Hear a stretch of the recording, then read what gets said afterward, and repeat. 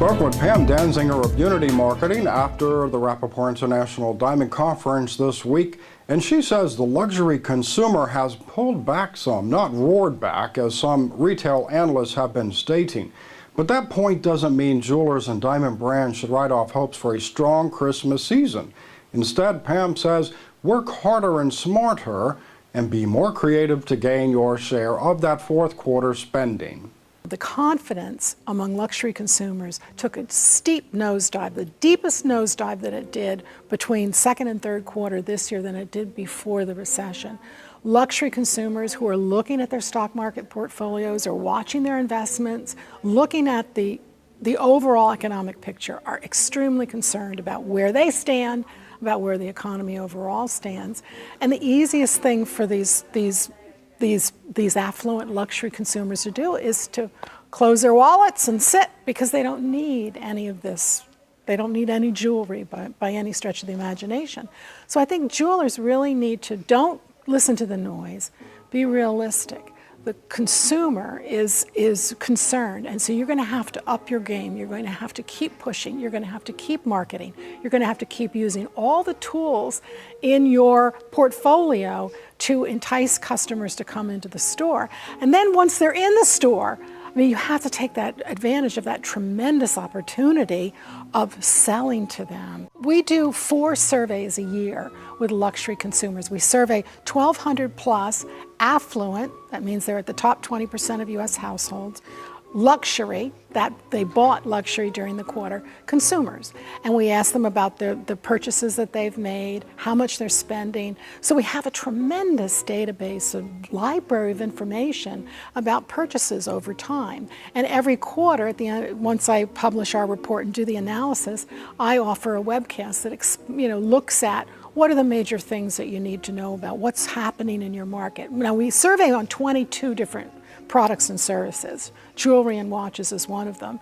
But I shared this morning some of the findings, and it's that the jewelry spending has basically been flat. There really aren't, there's a few spikes, but basically the level is pretty flat over the quarter to quarter when we look at spending. What has come back a little bit is demand. More luxury consumers are purchasing jewelry. That's what we've seen as measured by purchase incidents. So that's demand.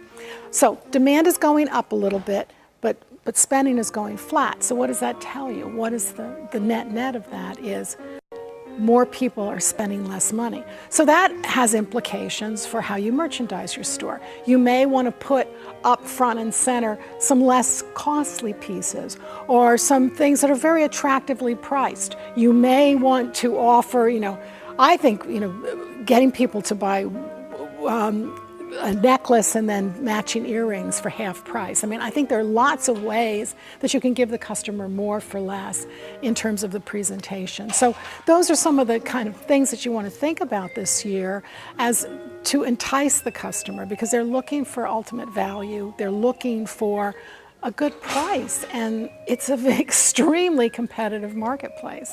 Another thing that we found in our research is that jewelry stores continue to lose in the game of selling jewelry to customers. Who's gaining? Department stores. Art galleries are selling more and more jewelry. The discounters, television shopping, the internet. So shoppers have so many more places to go. A jeweler needs to recognize that and face it, not just say, oh, well, if they're going to go shop on television, then they're not my kind of customer anyway. No, wrong. They are your customer. They want jewelry. They want nice pieces. You have to provide them the kind of enticement to get them into your store and to get them to buy. Just being in a street and having your sign up that says open is not enough anymore. So you need to be figuring out ways of taking your jewelry to the customer. I mean, maybe there's ways of being involved in local charities. Maybe there's ways of teaming up with other fashion stores, boutiques, wedding boutiques. There's just lots. You got to really think outside of your box, which is your store.